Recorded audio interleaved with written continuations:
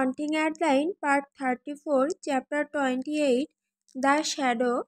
Fucking নির্বোধ সব মানুষ, মাথার ভেতর ঢোকেই না এরা কতটা বিকৃত।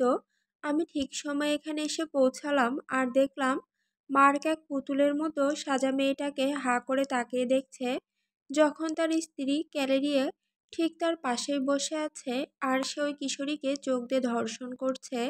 ক্যালেরি একটু ঈর্ষান্বিত লাগছে না, বরং মেয়েটির জন্য ভীষণ চিন্তিত লাগছে। আমার সমস্ত শক্তি ধরে রাখতে হচ্ছে যেন মার্কের কাছে গিয়ে ওর মাথা ধরে ওই কাঠের বেঞ্চে থেতলে দেই যতক্ষণ না ওর মগজের হাড় গুঁড়ো হয়ে যায়। কিন্তু আমি ছায়ার থেকে মার্কের দিকে এক চোখ রাখছি, আরেক চোখে ভিড়ের দিকে নজর রাখছি। আমার ছোট্ট ইঁদুরটাকে খুঁজছি। আজ রাতেও ডিস্ট্রাক্ট হতে পারে আর সেটা আমাকে বিপদে ফেলতে পারে। ঘাড় ঘুরিয়ে একটা নিঃশ্বাস ফেলি। অ্যাডি যদি মার্কের সামনে না আসে তাহলে ও নিরাপদে আনন্দ করতে পারবে। মার্ক আর তার পার্টনাররা এখানে এসেছে এক দুইটা বাচ্চা চুরি করার উদ্দেশ্যে, তবে নিজেরাই নোংরা কাজ করবে না। ওরা পাবলিক ফিগার, ধরা পড়ার ঝুঁকি নেবে না। দেখা যাচ্ছে কেউই তাদের বাচ্চাদের নিয়ে আসেনি, যা প্রমাণ করে ওরা প্ল্যান করে এসেছে যেন বাচ্চারা ঝামেলা না করে। লোক দেখানোর জন্য বউদের নিয়ে ঘুরতে এসেছে, এর বেশি কিছু না। কিন্তু বাজি ধরে বলতে পারি মার্ক গোপনে ছবি তুলবে আর তার ল্যাকিকে পাঠাবে, যাকে সে মজাদার মনে করবে।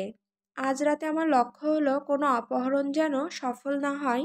মার্কের প্রতিটি পার্টনার আর যাদের টার্গেট করবে তাদের উপর নজর রাখতে মেলায় আমি ছড়িয়ে ছিটিয়ে বেশ কয়েকজন মানুষ মোতায়েন করেছি। আর কোনো সন্দেহজনক কিছু দেখলেই তারা রিপোর্ট করবে। এবং মনে হচ্ছে মার্ক তার প্রথম টার্গেট বেছে নিয়েছে। পুতুলের মতো মেয়েটি মার্কের সাথে চোখাচোখি খেলছে, এমনভাবে হাসছে যেন নেশাখোর আর তার ডিলারের হাসি বিনিময়। সে শিশু নয়, তবে যথেষ্ট তরুণ, যাকে সহজেই চামড়ার ব্যবসায় বিক্রি করে দেওয়া যাবে। মার্কের ওপর নজর রেখেছি আমি জানাই যে আর অন্য ভাড়াটে যোদ্ধারা আমার কানে লাগানো ইয়ারপিসে আমাকে শুনতে পারছে। ভিড়ের মধ্যে দিয়ে সতর্কভাবে গিয়ে মেয়েটির মুখটা স্পষ্ট দেখতে চেষ্টা করি। তার অদ্ভুত হাসি চ্যালেঞ্জ ছড়ে দিচ্ছে। কোনো কথা না বলেও তার চোখের ঝলক বলে দিচ্ছে এটা কেবল কাজের জন্য করা অভিনয় নয়। ক্যালেরি এখনও মেয়েটির দিকে তাকিয়ে আছে, কিন্তু তার শরীর থেকে ভয়ের গন্ধ বের হচ্ছে, যেটা ওর মেকআপ করা গালে স্পষ্ট। মার্ক তা খেয়াল করছে না, কিন্তু পুতুলটা ঠিকই খেয়াল করছে।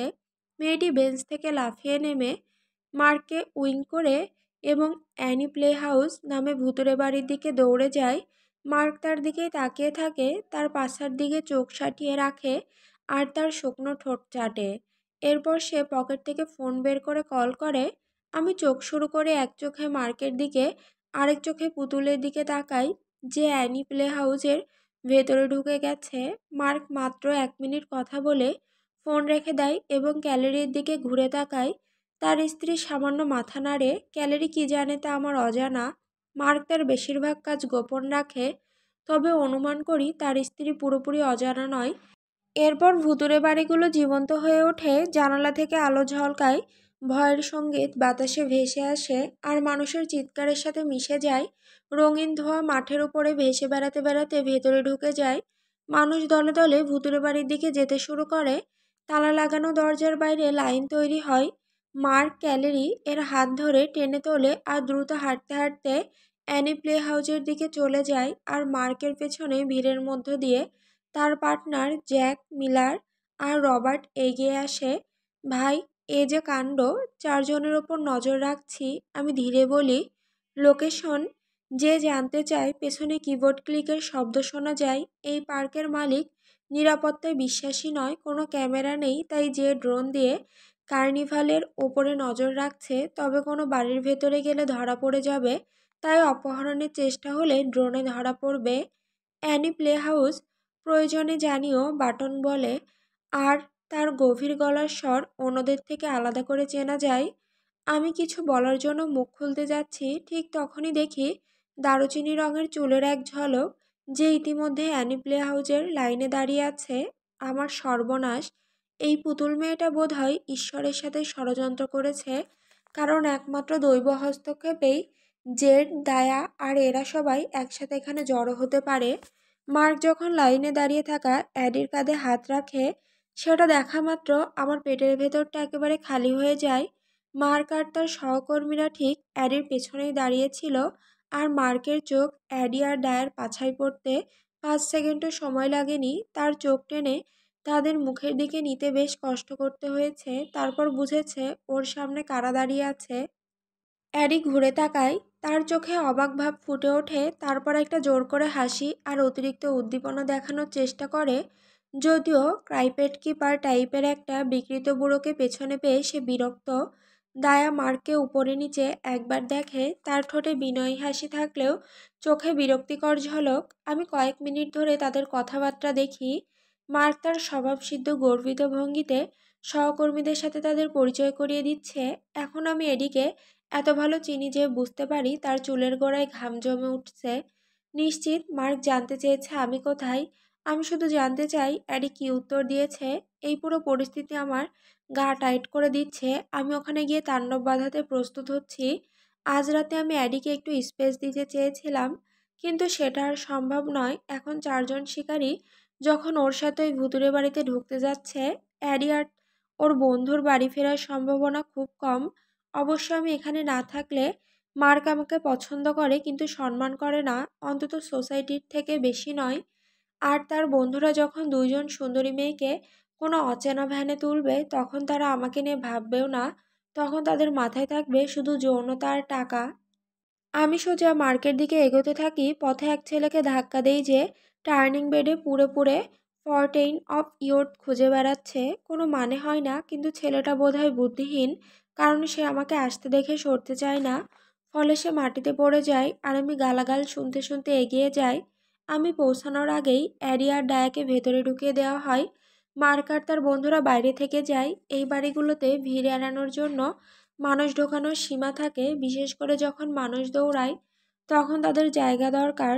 মার্ক, আমি উঁচু গলায় হাসি মুখে বলি, হাসতে গিয়ে মুখের দাগগুলো টানতে থাকে। কিন্তু বুড়ো মার্ক নিজের অহংকারে এত ব্যস্ত যে টের পায় না। মার্ক ঘুরে তাকিয়ে অবাক হয়, কিন্তু অ্যাডির মতোই মুখে টান টান হাসি ফুটিয়ে তোলে। জ্যাক, তুই এসেছিস? আমি অ্যাডিকে ওর সুন্দরী বান্ধবীর সাথে ঢুকতে দেখলাম। ও বলল তুই বাথরুম খুঁজতে গেছিস। স্মার্ট ছোট্ট ইঁদুরটা। ও সম্ভাবনা খোলা রেখেছে যে আমি আশেপাশে আছি, যে কোনো মুহূর্তে হাজির হতে পারি। এই মেয়েটাকে আমি ভালোবাসি। আমি দাঁত বের করে হেসে বলি, হ্যাঁ, একটু শান্ত জায়গা পেয়ে গিয়েছিলাম বলে অলসভাবে পেছনের দিকে ইশারা করি। পুরুষ হওয়া ঈশ্বরের উপহার। সে হেসে আমার হাতে চাপ দেয়। তুই আমার সহকর্মীদের সাথে দেখা করেছিস?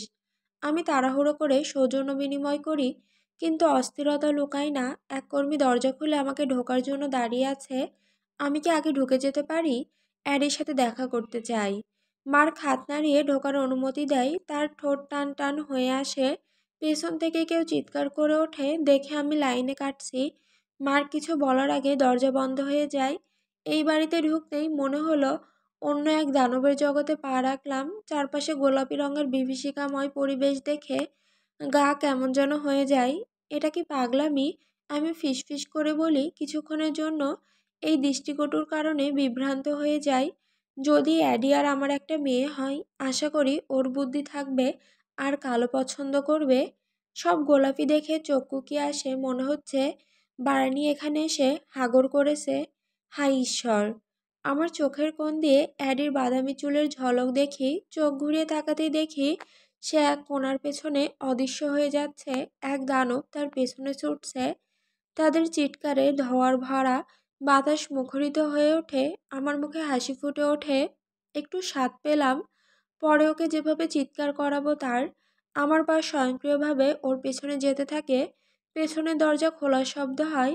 মার্ক আর তার বন্ধুদের গলা শোনা যায়। আমি নিশ্চিত করব আমার মেয়েটা আর ওই গাধাদের মধ্যে যেন দেয়াল হয়ে থাকি। অ্যাডি আর দায়া মজা করবে।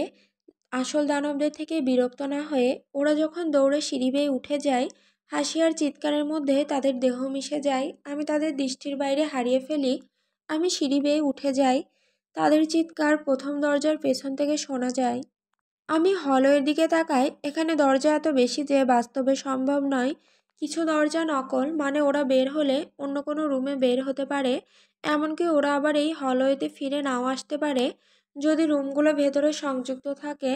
দীর্ঘশ্বাস ফেলে হলওয়ে ধরে এগিয়ে যাই। কিছু রুমে উকি দিয়ে সেরা লুকিয়ে থাকার জায়গা খুঁজতে চাই। হঠাৎ গান শোনা যায়, গায়ে ঠান্ডা শিহরণ বয়ে যায়, ঘাড়ের পেছনে লোম খাড়া হয়ে যায়।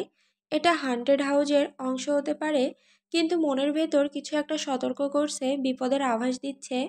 যতক্ষণ না কেউ হামলা করে কিছু করার নেই। গান উপেক্ষা করে এগিয়ে যায়। কোনো ফায়ারের জন্য বের হওয়ার দরজায় এক্সিট সাইন থাকার কথা। আমি মনে করি সেটা পেছনের কোনো রুমে থাকবে। তার বিপরীতে থাকা রুমে লুকিয়ে থাকলেও হলওয়ে দেখতে পারবো আর ঠিক বুঝতে পারবো কখন অ্যাডি বের হচ্ছে। আমি বাম দিকের রুমে ঢুকে ছোট রুমটা স্ক্যান করি, এক্সিট সাইন খুঁজতে থাকি। হঠাৎ অনুভব করি পেছন থেকে কেউ আসছে, যে আমাকে চায় না তার চা পার্টিতে। ঠিক তখনই একটা আলমারি আর ওয়ার্ড্রোব থেকে মেকানিক্যাল ম্যানিকিন বেরিয়ে আসে। আমার বুকের ভেতর হৃদস্পন্দন থমকে যায়, কিন্তু শান্ত থেকে পেছনের শত্রুর দিকে ফিরি। যাকে দেখতে পাই তা দেখে আমি চমকে যাই। সেই পুতুল মেয়েটা যে মারকে আগের মতো উত্ত্যক্ত করছিল। তার বাদামি চুল দুই দিকে ঝুঁটি করে বাঁধা, তাতে গোলাপি ফিতা লাগানো। তার বিবর্ণ বাদামি চোখে তীব্র দৃষ্টি, মেকআপের আড়ালেও সেই দৃষ্টি ফুটে উঠছে। কাছ থেকে দেখতে সে অনেক বেশি ভয়ের মতো, সম্ভবত কারণ তার চোখের দৃষ্টি খুনের ইঙ্গিত দিচ্ছে। নিচে তাকে দ্রুত ওকে স্ক্যান করি। তার পরনে পাতলা সাদা নাইট গাউন, যেটা দেহের অনেক কিছু স্পষ্ট করে দিচ্ছে। পাতলা কাপড়ের ভেতর তার নিপলগুলো দেখা যাচ্ছে, কিন্তু সেদিকে আমার নজর নেই। আমার চোখ আটকে যায় তার উড়ুতে বাঁধা ছুরির আউটলাইনে। আমার রক্ত ঠান্ডা হয়ে আসে। যদি এই মেয়েটি আমার ছোট্ট ইঁদুরটিকে আঘাত করার চেষ্টা করে। ওরা কোথায়? আমি শান্তভাবে জিজ্ঞাসা করি। আমি অপেক্ষা করি তার মুখে বিভ্রান্তি দেখার জন্য। তারপর কে সম্পর্কে বলছি তা জানতে চাইবে, কিন্তু সে কোনো নিরাপত্তার অনুভূতি দেয় না। সে যেন ঠিকই জানে আমি কার কথা বলছি। তাদের তোমার হাত থেকে নিরাপদে রেখেছি, সে রাগে কেটে কেটে বলে। তারপর সে মাথা ঘুরিয়ে দেওয়ালে তাকায়। বাকি সবাইকে জানিয়ে দাও দুইজন নারীকে অনুসরণ করা হচ্ছে। নিশ্চিত করো তারা নিরাপদে চলে যেতে পারে। আমি এটা সামলাচ্ছি। আমার মুখে অনিচ্ছাকৃত হাসি ফুটে ওঠে। আমার একা অংশ অবাক হয় কার সাথে কথা বলছে, কিন্তু বেশি মজা পাই যে সেভাবে ও আমাকে সামলাতে পারবে। তার চোখ এমন কিছু অনুসরণ করছে যে আমি দেখতে পাচ্ছি না, যেন কারো চলে যাওয়া দেখছে। তাহলে তুই পাগল নাকি? আমি বলি। সে পিছিয়ে যায়, আমার কথায় অপমানিত হয়। ফ্রাঙ্কলি আমার তাতে একটু মাথা ব্যথা নেই। এক অজানা অস্থিরতা পেটের ভেতর দুধের মতো ফেটে যাচ্ছে। অ্যাডি আর দায়া এখনো হলওয়ের পেছন দিকে আসেনি। আর এই ছোট্ট মেয়েটা মনে করছে আমি মার্কের মতো তাদের আঘাত করতে এসেছি, এবং আংশিকভাবে সে ভুলও নয়, কারণ আমি কেবল একজনকে আঘাত করতে চাই। আর যখন শেষ করব, সে আমার করা চিৎকার পছন্দ করতে শুরু করবে। সে রেগে গিয়ে বলে, আমাকে পাগল বলবি না, তুই নিজেই মেয়েদের শিকার করিস। আমি ভ্রু উঁচিয়ে হাসতে হাসতে বলি, এতে করে আমি বিকৃত হই, পাগল নই। তার ছোট্ট হাত মুষ্টিবদ্ধ হয়ে যায়, মুখ রাগে শক্ত হয়ে ওঠে। পুতুল মেয়েটি তার নাইট গাউন তুলে ছুরিটা বের করে আনে আর পেছনের দরজা বন্ধ করে দেয়। আমি বুঝতে পারি না হাসবো নাকি রেগে যাব। সে ইচ্ছাকৃতভাবে আমাকে আমার ছোট্ট ইঁদুর থেকে দূরে রাখছে, আর এতে আমি খুব খারাপ মেজাজে চলে যাচ্ছি। ওই ছুরি দিয়ে কি করবি পুতুল? আমি ঠাট্টার হাসি দিয়ে বলি, এটা দ্রুত শেষ হবে। তোরে খুন করব দানব। সে বলে, আমি এই ঝামেলার জন্য সময় পাই না। আমি যতক্ষণ এই রুমে চাকি ব্রাইডের সাথে আটকে থাকি, মার্কের হাতে তত বেশি সুযোগ চলে যাচ্ছে। যদি ওরা বুঝতে পারে আমি কোথাও নেই আর অ্যাডি অসহায় অবস্থায় আছে, তাহলে ওরা কোনো কিছুতেই থামবে না। এই মেয়েটার কথা বলার ইচ্ছে আছে, কিন্তু সময় ফুরিয়ে আসছে। আমি ওর দিকে তেড়ে যাই, কিন্তু অবাক হই এই দেখে যে ওর মধ্যে কতটা লড়াই করার ক্ষমতা আছে। আমি ওকে সামলে নিই। ওর অগোছালো আক্রমণ ছুরি দিয়ে শুরু হয়, শেষ হয় মুষ্টির ঘুষিতে। পুরো সময় জুড়ে সে একটা বাচ্চার মতো চিৎকার করে রেগে যাচ্ছে, কারণ কোনো আঘাত করতে পারছে না বলে।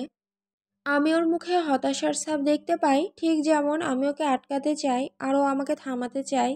শেষমেশ আমি ওর নাকে একটা শক্ত ঘুষি বসাই, যার ফলে ওর পা ফসকে যায় আর সে মেঝেতে আছড়ে পড়ে। সে একটা ফালতু হুমকি দিয়ে চিৎকার করে ওঠে, কিন্তু আমার দৃষ্টি দরজার দিকে। আমি তার পাশ দিয়ে ঝড়ের গতিতে বেরিয়ে যাই। দরজা খুলে দৌড়াতে দৌড়াতে হল হয়ে ধরে এগিয়ে যাই।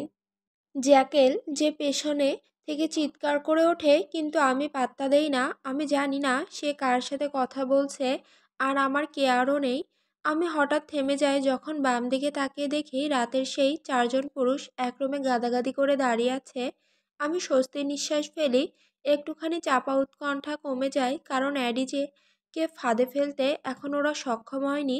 যতক্ষণ না আমি শুনতে পাই ওদের মুখ থেকে বের হওয়া কথা, ও কোথায় গেল, মিলার জিজ্ঞাসা করে মার্কের দিকে তাকিয়ে। ভ্যান রেডি আছে, শুধু তাদের অবস্থান জানতেই হবে। আমি সোজা হয়ে যাই। আমার শরীর এমন শক্ত হয়ে যায় যেন মেরুদণ্ডে সিমেন্ট ঢেলে দিচ্ছে। আমরা খুঁজে বের করব, মার্ক শান্ত করার ভঙ্গিতে বলে। জ্যাক ওর সাথে ছিল না, তাই বিশৃঙ্খলায় সে তাদের হারিয়ে ফেলেছে। এখনই সঠিক সময়। তুমি বুঝতে পারছো তো, অ্যারি হারিয়ে গেলে জ্যাক যখন জানতে পারবে তখন তোমাকেই সামলাতে হবে। রবার্ট বলে ওঠে। তার মুখের সেই বাজে দাগগুলো দেখে মনে হচ্ছে তুমি ওকে ছোট করে দেখছো। মার্ক হাত নাড়িয়ে রবার্টের একদম যৌক্তিক উদ্বেগ উড়িয়ে দেয়। ও ওই দাগগুলো পেয়েছিল কারণ ও দুর্বল ছিল, রবার্ট। আমি নিঃশব্দে হেসে উঠি, মাথা পেছনে ফেলে কাঁধ দুলিয়ে দেই। ওর এই বোকামির কথা শুনে তারপর আমার হাসি চারপাশে ছড়িয়ে পড়ে।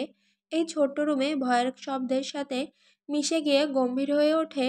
ওই চারজনের মাথা ঘুরে আমার দিকে তাকায়। তাদের মুখ থেকে রং উধাও হয়ে যায়। তারা ঘামছে এমনভাবে যেন তাদের সবচেয়ে খারাপ দুঃস্বপ্নকে তারা বাস্তবে দেখতে পেয়েছে। তারা খুব শীঘ্রই বুঝবে আমি ওই দুঃস্বপ্নেরও রাজা, আর তাদের দুঃস্বপ্ন আমার কাছে মাথা নত করে। আমি এমন এক দানব যেটা তারা কল্পনাতেও আনতে পারবে না। আমি রুমে ঢুকি, আমার মুখের হাসি আরও চওড়া হয় যখন তারা ভয়ে পিছিয়ে যায়। জ্যা, মার্ক বলা শুরু করে। তুমি জানো এই দাগগুলো কত পুরনো, মার্ক? অনেক পুরনো। আমার প্রতিপক্ষ ভীষণ শক্তিশালী ছিল, কিন্তু জানো শেষ পর্যন্ত কে মেঝেতে পড়েছিল গলাকাটা অবস্থায় আর চোখের জায়গায় গর্ত হয়ে গিয়েছিল? সেটা ছিলাম আমি না, হারামি। মার্ক জোর করে হাসার চেষ্টা করে, হাসি ফেটে গিয়ে অর্ধেকেই থেমে যায়। জ্যাক, দয়া করে, তোমরা তোমার বান্ধবীর কথা বলছিলাম না? মার্ক, শেষ জিনিস যেটা তুমি করতে চাইবে তা হলো আমাকে মিথ্যা বলা। মার্ক মুখ খুলতে যাচ্ছে, ঠিক তখনই রুমের একপাশে একটা ছোট্ট দরজা হঠাৎ খুলে যায় আর বেরিয়ে আসে আজকের রাতের সবচেয়ে বিরক্তিকর জিনিসটা। ঈশ্বরের দোহাই, আমাকে একা থাকতে দাও, আমি গম্ভীরভাবে বলি। মার্ক আর তার বন্ধুরা ঘুরে তাকায় আর দেখে সেই ছোট্ট মেয়েটা পুতুল সাজা সোজা হয়ে দাঁড়িয়ে আছে। তার চোখে এক অদম্য ধীরতা, তার মুখ উজ্জ্বল হয়ে ওঠে। ঈশ্বরের কোনো সম্পর্ক নেই এর সাথে, পাগল, সে বলে।